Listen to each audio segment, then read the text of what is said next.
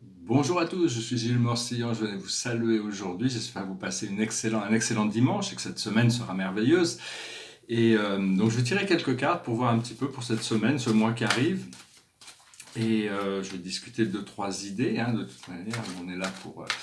bien qu'il n'y ait que vraiment que le présent, que le ici maintenant, et ce qui est ici maintenant, il y a toutes sortes de potentiels dans le ici maintenant qui peuvent être, qui sont pas forcément suspectés, mais qui peuvent, toutes sortes de choses peuvent se réaliser. On arrive vraiment dans un mois qui est charnière, qui va vraiment transformer beaucoup de choses. Et donc, je vais tirer 10 cartes pour voir avec le jeu du voyageur. C'est des cartes très tocatives, qui parlent beaucoup, il y a beaucoup de choses dedans. Alors c'est vraiment, ça montre beaucoup d'intuition, ça montre énormément d'intuition. La situation, c'est le seer. Le seer, c'est le sage. C'est le sage de bâton. Alors ici, on a le symbole de la chouette. On a c'est le vieux chaman. C'est le symbole. Il y a aussi Isis, non, pardon, Horus. Il y a le faucon, enfin il y a le feu. Disons que c'est arriver à connaître les choses, à savoir les choses, à comprendre parce on a tous été testés et testés et testés et on est prêt. Donc vraiment, il va y avoir toutes sortes d'activations. Tout le monde va être mis dans son rôle par rapport à ce nouveau plan. Je vais en discuter un peu plus loin. On peut juste exprimer des idées, bien sûr. Je ne cherche pas à vouloir juste inspirer, guider dans cette direction. Ce qui vient autour de cette situation, c'est l'empereur, une prise de pouvoir, c'est l'abondance, c'est la prospérité, c'est un nouveau départ. Ici, c'est Alexandre le Grand avec Aristote derrière. Donc l'empereur, c'est vraiment, il doit être en contrôle, c'est la souveraineté. C'est pas seulement la réalisation de la nature divine, c'est la nature de la souveraineté. Pendant très longtemps, on s'évadait de ce monde en se projetant dans des dimensions supérieures, mais maintenant on a besoin de réintégrer, on a besoin d'apprécier aussi bien le monde terrestre que le monde spirituel, l'intégration de ces deux mondes. Et ce que l'on voit devant nous, c'est la balance. C'est la justice, c'est la balance, c'est l'harmonie. Les choses doivent être harmonisées, balancées par rapport à notre propre voie.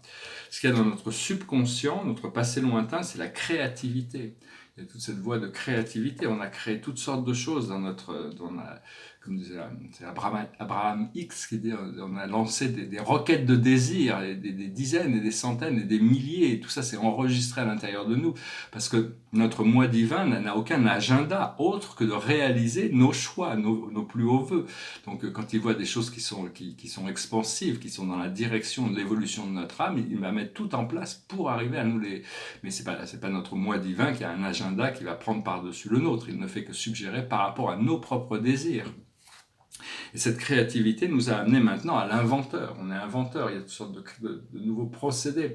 Je vais reparler de ces idées parce que il y a une solution qui pourrait mettre fin à beaucoup des problèmes du monde. C'est la découverte du point zéro, la découverte des technologies à point zéro. Il y aurait des nouvelles propulsions, plus besoin de polluer, plus besoin seulement. Est-ce qu'on est prêt à sacrifier tous les revenus et les profits qui viennent du pétrole, tous les revenus et les profits qui viennent du gaz, tous les revenus et les profits qui viennent du nucléaire, d'abandonner ces technologies puisqu'elles deviendront complètement inutiles à partir du moment où on arrive à découvrir le point zéro, où on arrive à faire sortir de l'énergie de l'éther et on arrive à l'utiliser, et puis après on rend l'excès à l'éther. Donc ça, c'est des choses qui vont se manifester. Moi, j'ai des projets que je dois d'abord réaliser, après ça, je vais m'intéresser à des aspects technologiques pour arriver peut-être, parce que mon maître guide m'avait expliqué il y a très longtemps que des fois il y a des groupes d'âmes qui s'incarnent spécifiquement pour apporter une nouvelle technologie. Ça peut être des technologies aérospatiales, toutes sortes de choses. On va pouvoir remplacer toutes ces roquettes et tout ça par des nouveaux systèmes de fonctionnement qui vont nous permettre de voyager au-delà de la vitesse de la lumière aussi. Ça, c'est des choses qui se préparent et on devrait le voir dans notre incarnation, dans les décennies à venir. Les choses vont commencer vraiment à s'ancrer, se mettre en place. Alors, ce qui arrive dans le futur immédiat, c'est la synergie, c'est-à-dire toutes les choses qui vont fusionner. Donc pour ça, il faut avoir l'esprit assez clair. Il ne faut pas laisser les ombres, interférer avec cette synergie. Les choses fusionnent. Il faut avoir confiance, il ne faut pas avoir peur. Des fois, on a une pensée comme ça, qui se mettent en place, qui se mettent ensemble. On se dit oula, comment on veut pas que ça soit ensemble avec ça, mais alors qu'en réalité, tout est harmonisé dans l'un. Et donc c'est juste une question, c'est pour faire face à enlever toutes les barrières que l'on peut avoir dans notre esprit. Notre force dans la situation qui représente le consultant, c'est la compassion. La compassion, c'est l'amour de soi et l'amour des autres, le service des autres, les œuvres de bienfaisance. Les œuvres, c'est vraiment le développement de l'amour. C'est le développement, ça commence par l'amour de soi. C'est aussi une carte d'intimité, une carte d'abondance. Ce qui vient autour de nous, du monde extérieur, c'est le changement. Alors ça n'en dit pas plus, hein, ça dépend, on a tous des changements différents qui arrivent, mais ça doit être un changement, il faut se préparer pour des choses beaucoup plus excitantes qui arrivent. De toute manière, le nouveau cycle sera très contrasté par rapport à l'ancien, et toutes les vieilles mémoires vont s'oublier, on va oublier qu'on n'aura pas besoin de se souvenir qu'on est passé par une voie difficile pour en arriver à cette libération. On va juste pouvoir profiter de cet espace de liberté, cette conscience libérée et cette vie libérée. Ce que l'on voit dans notre sang, dans nos émotions internes, nos peurs et nos craintes, c'est l'harmonie. Que peut-on demander de plus? L'harmonie, la paix et l'harmonie, c'est le modèle de civilisation que les civilisations éthérées ont choisi. Arcturus a toujours été la paix et l'harmonie, a toujours été le fondement de cette civilisation. Et donc on recherche plus d'harmonie, on a besoin que les choses flottent naturellement. Alors, c'est bien de toujours, tous les jours, connecter avec nos guides. À tout moment, nos guides sont des êtres célestes. Alors, je comprends, il y a beaucoup de gens qui disent, moi, mon guide, mon ange gardien, c'est mon père, mon grand-père, ma mère, ma grand-mère. C'est très bien, c'est des esprits qui sont protecteurs et qui nous aiment et qui nous assistent. Mais nos guides sont des êtres célestes qui sont très, très purs en énergie, qui ne sont pas incarnés, qui n'ont jamais été incarnés, mais qui ont cette mission de nous guider. Donc, nos guides sont les anges, je ne peux pas sont des êtres divins, et donc on a besoin de plus en plus respirer leur énergie, s'intégrer, fusionner avec eux, parce qu'ils nous apportent cette pureté, elles nous concentrent sur notre flamme divine, sur notre être véritable. Seulement nos guides, ils travaillent pour notre âme, ils ne travaillent pas pour notre ego. C'est-à-dire si on est dans un job qui est pas bon qui n'est pas voulu par notre âme, et donc de ça les choses vont être difficiles. Au plus quand on a des choses qui sont difficiles, je faisais des choses difficiles parce qu'il y avait des choses que je faisais dans ma vie qui n'étaient pas en harmonie avec mon âme. Et donc, donc nos guides, dès qu'on fait des choses qui ne sont pas en harmonie avec notre âme, nos guides sont obligés d'attendre patiemment que on ait compris, qu'on revienne dans cet alignement. Donc, mais enfin, à tout moment, il n'y a pas de choses trop petites, ils comprennent très bien toutes les situations du monde terrestre, et il n'y a pas de choses trop petites ou trop grandes à leur demander. Et l'aboutissant, c'est le censeur, c'est celui qui sent derrière les choses, c'est la dame de bâton, la reine de bâton. C'est sentir les choses beaucoup plus, sentir ce qui se passe derrière le voile des illusions. Tout ce monde physique n'est qu'une façade, c'est une façade, une illusion. En réalité, il y a des choses profondes qui se passent. Une fois qu'on connecte à ce monde profond, on se sent beaucoup plus libéré, et on peut comprendre les choses, les tenants et les aboutissants. On rentre dans cette voie qui est beaucoup plus harmonieuse.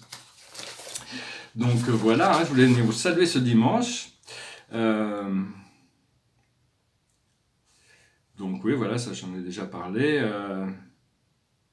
Alors la plus haute sagesse que l'on peut savoir, c'est que le savoir que l'on ne sait pas. C'est la seule, c'est vraiment au plus on sait qu'on ne sait pas, au plus on est proche de la vérité, et on peut rentrer dans cet état contemplatif et la vie peut se révéler. Faut arriver à se relaxer et puis lâcher prise et laisser les forces supérieures de notre âme, se développer. Parce qu'on ne peut pas commander Dieu, on ne peut que s'aligner, on ne peut que suivre, on ne peut pas. Dieu est déjà parfait, on ne peut pas lui demander de changer sa perfection pour s'adapter à nos imperfections. Seulement il comprend. Alors, il comprend toutes les choses. Une des plus grosses erreurs que l'on peut faire, c'est trouver des erreurs, c'est trouver des fautes, trouver des erreurs. Pendant très longtemps, on était très fort à ça, c'était une des spécialités. Ça va pas, ça va pas, ça va pas, ça va pas. Alors que ça, en réalité, il faut vraiment lâcher prise sur tout ça, avoir confiance que tout va bien, chaque chose. En réalité, il n'y a qu'un, tout est un. On n'a pas besoin de résoudre quoi que ce soit, il y a juste besoin d'adresser sa conscience interne et avoir confiance dans ce procédé, être un mystique. Le mystique sait que tout est parfait, tout sert à une fonction. Même on ne peut pas dire des choses complètement insalubres qui peuvent se passer dans le monde. Si on a le pouvoir d'assister, qu'on est appelé à le faire, il faut le faire. Mais le mystique accepte la perfection infinie des choses. Seulement, l'alchimiste, quand des fois il rencontre des situations, il voit la nécessité d'aider, donc il transmute, il élève, il assiste. Donc tout ça, c'est arrivé, mais enfin, d'être plus mystique qu'alchimiste, mais enfin, garder ce pouvoir d'alchimie. Savoir que la perfection extérieure ne pourra jamais se manifester. Une fois qu'elle se manifeste, elle s'élève de toute manière. Donc tous ces plans matériels ne sont faits que pour l'imperfection. Donc la seule perfection que l'on peut atteindre, c'est la perfection intérieure.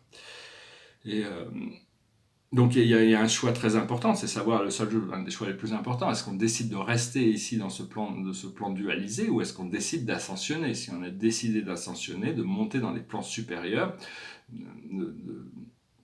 on va faire partie de cette première vague d'ascension, de cette deuxième vague d'ascension, de cette troisième vague d'ascension. Ça dépend de notre choix, mais de toute manière, une fois que le choix est pris en profondeur sur ce désir de libération, de retour à la source, la vie a pris ça en conscience et va tout faire pour nous l'amener quand on sera prêt. Donc c'est vraiment, et si on fait partie de cette première vague d'ascension, ça veut dire qu'on doit préparer la deuxième vague. Et si on fait partie de la deuxième vague, les premières vagues et deuxième vague prépareront la troisième vague. Parce qu'on ne peut pas emmener avec nous dans ces plans supérieurs des attachements ou des programmations du monde terrestre. Il y a certaines programmations qui ne peuvent pas être emmenées. Prenons un exemple. Avant 2012, il y avait beaucoup de messages communicatifs qui étaient communiqués sur un vaisseau qui s'appelait le Neptune, qui ne vient pas de Neptune, mais qui s'appelle Neptune, qui voulait emmener un groupe de gens. Si vous voulez venir voir le système solaire, que ce soit à travers vos rêves ou même physiquement, on vous prendra, on vous emmènera voyager, voir les plans supérieurs. Et les questions qu'il y avait, c'était combien je dois prendre de cartouches de Marlboro avec moi, combien de temps ça va durer. On ne peut pas, il y a des choses qu'on ne peut pas amener dans ces autres dimensions. On doit lâcher prise sur tous les attachements. Je voulais aussi saluer et remercier tous les chats et les chiens qui sont là depuis très très très longtemps, qui sont au service de la création, ils font un travail remarquable. Et les chats et les chiens sont des êtres qui ont un amour inconditionnel, ils aiment leur maître, même si la personne n'est pas une personne, ils ne sont pas dans le jugement de la condition des personnes, ils sont tout le temps dans le service, hein. Ils sont beaucoup plus proches de Dieu dans cet amour inconditionnel que des fois on peut l'être. Et d'ailleurs c'est ce que Descartes, le philosophe René Descartes, dans le discours de la méthode, avait ressenti. Il disait que les animaux n'étaient jamais dans le doute, ils étaient complètement dans leur propre nature. Et les animaux domestiques, comme les chiens et les chats, sont vraiment dans cet amour inconditionnel. Savoir qu'aussi, quand il y a généralement les chats et les chiens, quand ils meurent avant l'homme, parce qu'ils ont une vie plus courte que l'homme, mais c'est la même âme qui se réincarne dans un autre corps pour suivre cette relation affective. Donc des fois, il y a plusieurs âmes de chiens ou de chats qui peuvent nous suivre à travers toute notre vie, mais des fois, c'est les mêmes qui se réincarnent, et ils viennent de Sirius.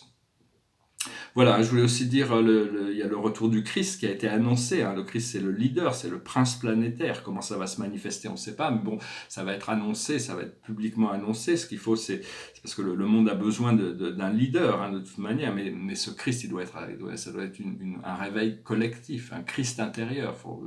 Répétez-vous, je suis le Bouddha, je suis le Christ. Activez ce pouvoir à l'intérieur. Mais bon, donc ce plan divin, ça va se manifester à travers les 20-30 ans qui arrivent, de toute manière, et puis après, à travers le Christ va mettre ça sur les rails, et tous les travailleurs de lumière vont être activés, parce qu'il y en a qui ont des missions capitales, donc il faut être très prêt. On a été testé, donc on a besoin on est prêt, et donc une fois que ça sera sur les rails, et après ce sera les déesses qui vont reprendre le programme et qui vont continuer le programme, et puis on pourra aller se reposer là-haut, de toute manière. Donc voilà. Savoir que toute la compagnie du ciel est en assistance de cette mission d'ascension. Alors je voulais parler du point zéro. Le point zéro, c'est la dimension zéro, c'est là où tout sort, toute la matière, l'antimatière se sépare pour devenir ce que l'on peut concevoir de la réalité. Et donc on va découvrir, il y a des équations à comprendre, il y a des technologies qui vont nous permettre de développer des technologies qui vont nous permettre de résoudre tous nos problèmes.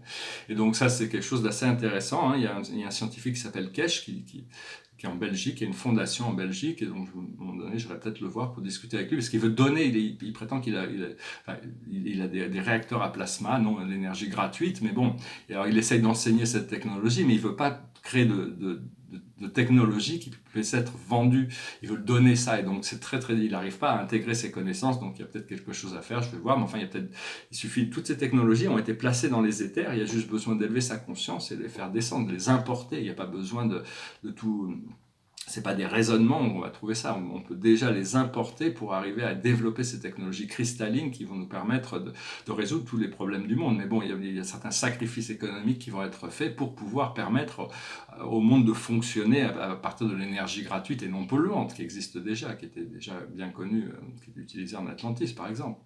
Même en Égypte, ils avaient déjà cette connaissance. Alors ce tableau ici, c'est un symbole justement du point zéro, c'est le home, c'est le home original qui soutient tout, c'est un son qui est très...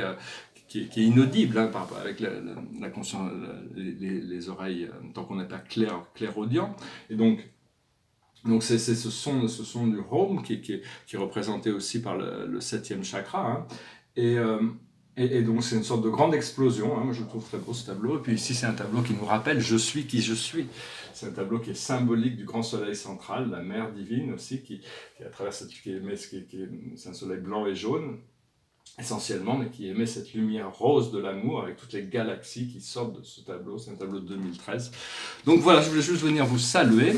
J'espère qu'on se prépare. Là, ça y est, il y a toutes sortes de transformations qui sont là. Hein. On va essayer on va pas essayer, mais on va embrasser ça. Hein. On va finir avec une chanson qui est une chanson très spirituelle aussi. C'est une très belle chanson sur le fait qu'on va retrouver notre voie de retour à la source. On va retrouver notre maison.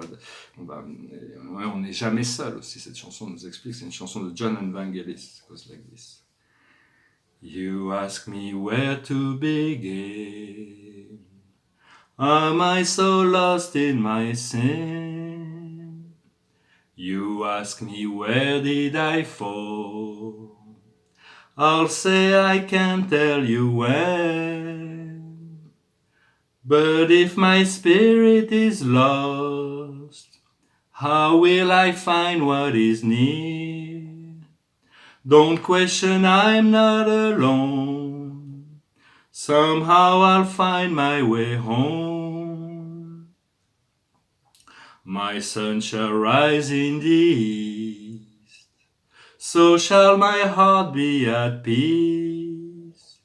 And if you asking me when, I'll say it starts at the end.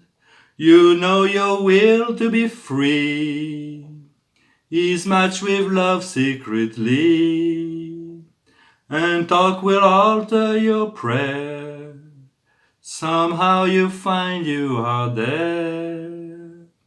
Your friend is close by your side and speaks in far ancient tongue. A season wish will come true. All seasons begin with you. One word we all come from. One word will melt into one. Just hold my hand and we're there. Somehow we're going somewhere. Somehow we're going somewhere. You ask me where to begin. Am I so lost in my sin? You ask me where did I fall? I say I can't tell you when. But if my spirit is strong, I know it can't be long. No question, I'm not alone. Somehow I'll find my way home. Somehow I'll find my way home. Somehow I'll find my way home. Voilà, on recherche ce retour à la maison. Hein, voilà. Je vous remercie pour tout. Je vous remercie d'aimer, de partager, de souscrire, de commenter. Et je reviens à vous bientôt avec de très bonnes nouvelles là, qui sont déjà annoncées dans ma tête. Hein, mais bon, on va voir comment ça va se manifester. On va prendre un peu de vacances de toute manière, se relaxer, se préparer pour la rentrée. Hein. Voilà, je vous remercie. Namasté.